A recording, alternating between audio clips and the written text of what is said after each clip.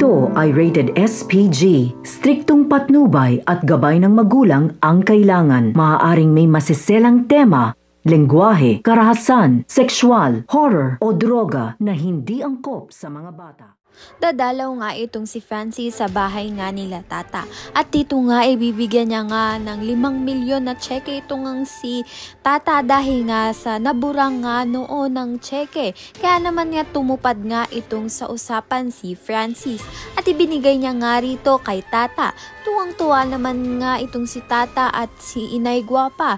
At sinabi nga ni tata na may panggamot na nga itong si Inay Guapa. At dito na nga rin nadagdagan nga ng kantsawan dahil nga itong ang si Inay Guapa ay tinanong nga itong si tata na nangumpisal nga raw siya. At dito nga sasabihin ni Francis na nagkamali nga itong si tata at siya nga ang nakarinig. Narinig nga raw ni Francis ang lahat ng sinabi nga ni tata na mahal nga raw siya nito.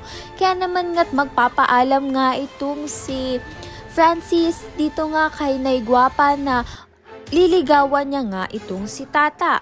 Magugulat naman nga itong si tata kaya naman nga pinauwi niya agad nga itong si Francis nang ihahatid nga ni tata itong si Francis sa sasakyan nga nito ay meron ngang tao na gusto ngang pumaslang sa kanya. Ngunit mapipigilan naman nga ni Francis dahil makikita nga niya ito. Ang may kagagawan nga nito ay ito ngang si Vivian dahil plano nga niyang sabuyan nga ng asido nga ang mukha ni tata upang ngang masira nga ang mukha nito.